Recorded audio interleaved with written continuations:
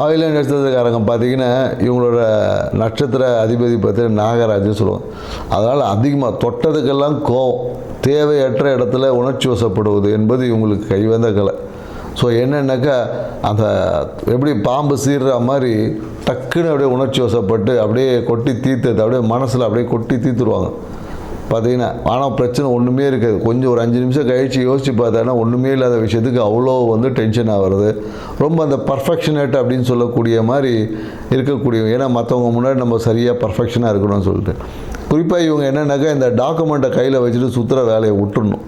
ஏன்னா இவங்களை கையில் டாக்குமெண்ட் வச்சு சுற்றுனாங்கனாவே அந்த விஷயங்கள் நடைபெறாது. ஸோ அதனால் என்னென்னாக்கா இவங்க என்ன செய்யலாம் அப்படின்னு பார்த்தீங்கன்னு வச்சுங்களேன், இவங்க இந்த பெருமாள் வழிபாடு, குறிப்பாக என்னென்னாக்கா அந்த சர்பத்தில் கடல் மேலே இருக்கக்கூடிய அந்த பெருமாளை வழிபாடு செய்வதன் வழியாக இவங்க வாழ்க்கையில் ஏற்பட்ட தடைகள் விரயங்கள் நீங்கி வாழ்க்கையில் வெற்றியாக இருக்கும். நன்றி, வணக்கம். அனைவருக்கும் வணக்கம்.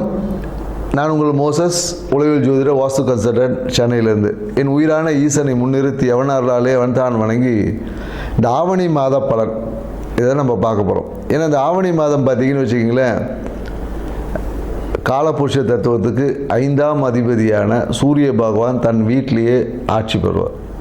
ஸோ அப்போ ஆட்சி பெறும் போது என்னென்னாக்கா இந்த பூர்வ புண்ணியம் என்பது இயற்கையாகவே இந்த காலகட்டத்தில் ரொம்ப செழிப்பாக இருக்கும், வளமாக இருக்கும் அப்படின்னு சொல்லுவாங்க. ஏன்னா நம்ம பூர்வ புண்ணியம் அப்படின்னோடனே உடனே நம்ம சொந்த ஊருக்கு தான் நினைப்போம். அப்படி கிடையாது. நமக்குள்ளேயும் ஒரு பூர்வ புண்ணியம் இருக்குது, நம்ம உடம்புக்குள்ளேயும் ஒரு பூர்வ புண்ணியம் தன்மைகள் இருக்குது. ஸோ அந்த தன்மை இந்த காலகட்டத்தில் பார்த்திங்கன்னா மிக செழிப்பாக இருக்கும். அதனால தான் பெரும்பாலும் பார்த்திங்கன்னா இந்த காலகட்டத்தில் நிறைய சுப நிகழ்வு பண்ணுவாங்க. திருமணம் பண்ணுவாங்க, நிறைய பார்த்திங்கன்னா ஆடி மாதம் முன்னாடி எல்லா திருவிழாக்கெல்லாம் அப்படியே இருக்கும். ஆவணி மாதம் பார்த்திங்கன்னா நிறைய சுப நிகழ்வுகள் பண்ணுவாங்க. ஏன்னா இந்த காலகட்டத்தில் சூரியனோட தன்மை நல்லா இருக்கும் போது, ஆத்மகாரகன் இல்லையா சூரியன். ஸோ அப்போ ஆத்ம பலம் இயற்கையாகவே எல்லாருக்கிட்டையும் பெருகி இருக்கும் இந்த காலகட்டத்தில். அதுவும் இந்த காலம் இன்னொன்றாக்கா இந்த வருஷம் பார்த்திங்கன்னு வச்சுக்கோங்க, கேது பகவானும் 5ஆம் இடத்துல இருக்கார். ஸோ அப்போ என்னென்னாக்கா கேது என்னென்னாக்கா ஞானக்காரகர். ஏன்னா பொதுவாக பார்த்திங்கன்னா அந்த சூரியன் தான் பார்த்திங்கன்னா நம்ம ஆத்மகாரகன் சொல்கிறோம் இல்லையா. ஏன்னா அந்த ஆத்மகாரகன் எந்த ராசியில் வலுவாக இருக்கோ இல்லை பலமாக இருக்கோ அந்த அந்த ஜாதகர் பார்த்திங்கன்னா மிகுந்த உச்சத்தில் இருப்பார். ஏன்னா பார்த்திங்கன்னு வச்சுக்கலாம், ஏன்னா ஆத்ம பலம் தான் தேவை. அதுக்காக தான் ஆன்மீகத்தை நம்ம நாடுறோமே. ஏன்னா இன்றைக்கி நிறைய பேர் ஆன்மீகத்தை எதுக்கு போகிறோன்னே தெரியல. நம்மளோட ஆத்ம பலத்தை அதிகரிக்கிறதுக்கு தான் நம்ம இன்றைக்கி ஆன்மீகம் இந்த பரிகாரம்லாம் செய்கிறோம் இல்லையா. இது எல்லாமே உங்களோட ஆத்ம பலத்தை இன்க்ரீஸும். அப்படி இருக்கக்கூடிய சூரிய பகவான் இந்த ஆவணி மாதத்தில் அவர் சொந்த வீட்டில் இருந்து அப்படியே ஒரு ஆட்சி பண்ணும் போது எப்படி இருக்குன்னு பாருங்கள்.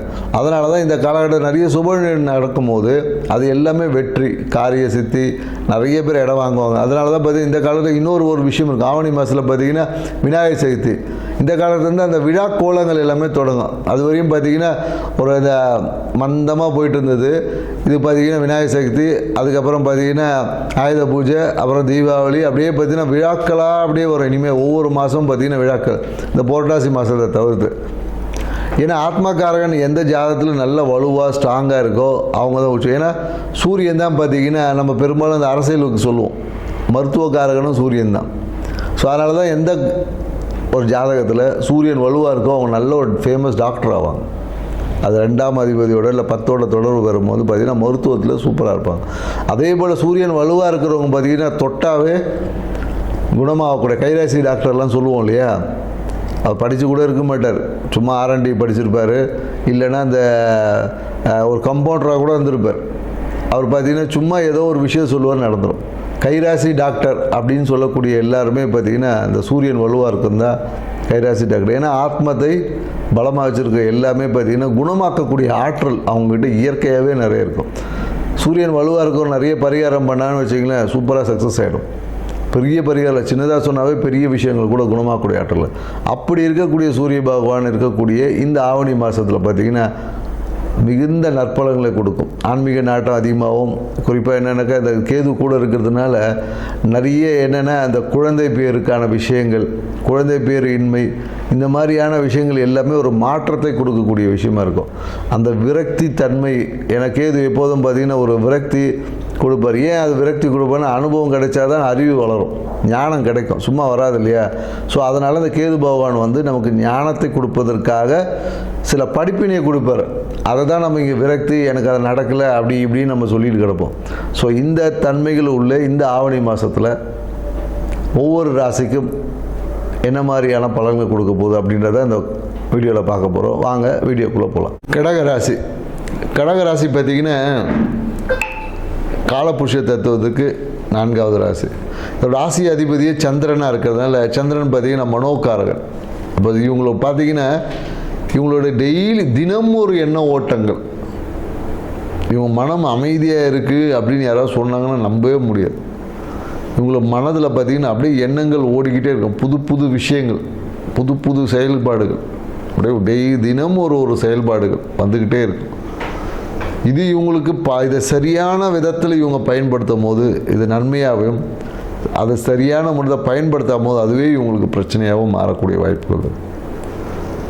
ஏன்னா இவங்களோட பேச்சில் ஒரு கம்பீரம் இருக்கும். கடகராசி பேச்சில் பார்த்திங்கன்னா ஒரு கம்பீரம், ஒரு ஆணவ தோரணை இருக்கும். அதனால் சொல்லுவாங்க இவங்களை வந்து ரொம்ப திமிராக பேசுகிறாங்க அப்படின்லாம் சொல்லுவாங்க. ஏன்னா இவங்கள பேச்சில் வந்து அது உறுதியான தன்மை, ஸ்திரத்தன்மை அப்படி இருக்கும். ஆனால் எண்ணங்கள் பார்த்திங்கன்னா எப்போதும் மாறிக்கொண்டே இருக்கும், செயல்பாடுகள் விஷயங்கள் மாதிரி இருக்கும். நிறைய ரகசியங்கள் இவங்ககிட்ட இருக்கும், ஆனால் ஒன்றுமே தெரியாத மாதிரி அப்படியே இருப்பாங்க. இப்படி இருக்கக்கூடிய அந்த கடகராசிக்கு இந்த ஆவணி மாத பலன் என்ன மாதிரி நற்பலனை கொடுக்கும்போது பார்த்திங்கன்னா, இந்த ஆவணி மாதத்தில் பார்த்திங்கன்னா கிரக நிலைகள் பார்த்திங்கன்னா சுக்கிரனும் புதனும் பார்த்திங்கன்னா ராசியிலேயே செஞ்சுருக்கிறாங்க. ஸோ அப்போ என்னன்னாக்கா இந்த ஆவணி மாதத்தில் இவங்களை எதிர்பார்க்காத அனைத்து விஷயங்களும் கைகூடும். புதிய வீடு வாங்கக்கூடிய வாய்ப்புகள் உருவாகுது. அதே போல் என்னன்னாக்கா நீங்கள் எதிர்பார்த்த மன மகிழ்ச்சி ஏதோ ஒரு பெண் ரூபத்தில் கிடைக்கும். அது உங்கள் மனைவியாக கூட இருக்கலாம், இல்லை அத்தை வழியில் எதிர்பார்த்த ஒரு லாபம் கிடைக்கும். நிறைய பேர் என்னன்னாக்கா சுற்றுலா செல்வது, இல்லை ஒரு ஸ்டார் ஹோட்டல் ஸ்டே, இந்த மாதிரியான நிறைய விஷயங்கள் உங்கள் வாழ்க்கையில் இந்த ஆவணி மாதத்தில் நடக்க போகுது. அதே மாதிரி என்னன்னாக்கா வெளிநாட்டு பிரயாணங்கள் இருக்கும், இல்லை வெளியூர் பிரயாணங்கள் இருக்கும். எடுத்த முயற்சிகள் எல்லாமே பார்த்திங்கன்னா வெற்றி அடையும். பயணத்தால் விரயமும் உண்டு, ஆதாயமும் உண்டு. அதே போல் என்னன்னாக்கா உங்கள் பேச்சில் இப்போ ஒரு அதிகார தோரணை கொஞ்சம் அதிகமாக இருக்கும். அந்த அதிகார தோரணையோடு சேர்ந்து ஒரு விரக்தியும் கொஞ்சம் இருக்கும். ஸோ குறிப்பாக என்னன்னாக்கா ஆன்மீகம் சார்ந்த விஷயங்களில் ஈடுபாடுகள் கொஞ்சம் அதிகமாக இருக்கும். நீங்கள் என்னன்னாக்கா ஏதாவது ஒரு மருத்துவ செலவு, இல்லை மருத்துவத்திற்காக ஒரு தானம், இந்த மாதிரி ஏதாவது ஒன்று செஞ்சு பாருங்கள். உங்கள் வாழ்க்கையில் பார்த்திங்கன்னா பொருளாதாரம் எப்போதும் வந்துக்கிட்டே இருக்கும். கடகராசிக்காரங்க நீங்கள் இது எப்போ வேணால் செய்யலாம், எப்போ செஞ்சாலும் சரி. இந்த மருத்துவத்திற்காக உங்ககிட்ட யாராவது ஒரு உதவி கேட்டாங்கன்னா நீங்கள் அதை செஞ்சீங்கன்னா, நீங்கள் எந்த செஞ்சீங்களோ அதை காட்டிலும் பல மடங்கான வருமானம் உங்களை தேடி வரும். இது ஒரு மிகவும் சித்தர்கள் சொன்ன சூட்சமான ரகசியம், ட்ரை பண்ணி பாருங்கள். அதே போல் என்னன்னாக்கா தொழில், வேலைக்காக எடுத்த முயற்சி, இல்லை புதிய தொழில் தொடங்குவதற்காக ஏற்பட்ட முயற்சிகள், இதில் வந்து சின்ன ஒரு தோய்வுகள் இருக்கும். இல்லை ஏதாவது ஒரு பிரச்சனைக்கு அப்புறமா சரியாகும். ஏன்னா தொழில் இந்த காலகட்டத்தில் ஏதோ ஒரு பிரச்சனைகள் தடைகள் வந்து சரியாகும்.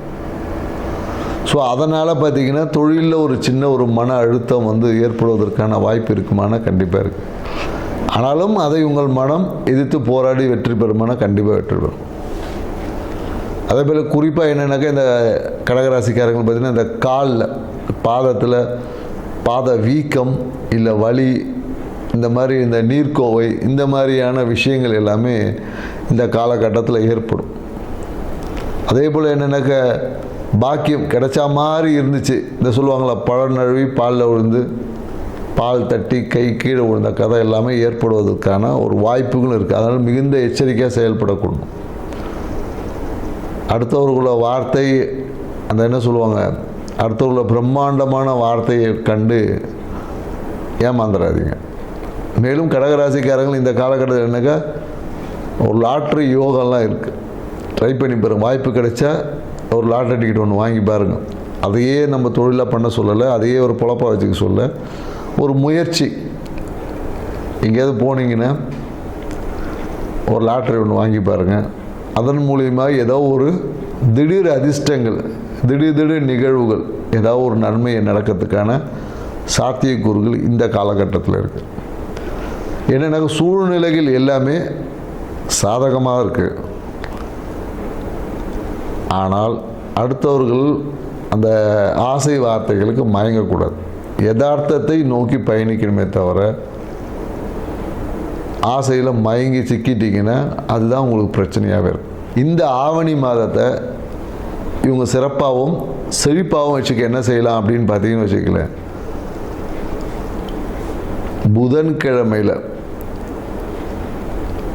புதன்கிழமையில் வரக்கூடிய புதன் ஓரையில் நீங்கள் பெருமாள் வழிபாடு செஞ்சு, குறிப்பாக சாம்பார் சாதத்தை தானம் பண்ணி பாருங்கள். தொழிலில் இருந்து ஏற்பட்ட தடைகள்லாம் நீங்கி சாதகமான சூழல் ஏற்படும். லாபம் பல மடங்காக அதிகரிக்கும். இந்த விஷயத்தை இந்த ஆவணி மாதத்தில் செஞ்சு பாருங்கள். உங்கள் வாழ்க்கை சிறப்பாக இருக்கும். நன்றி, வணக்கம்.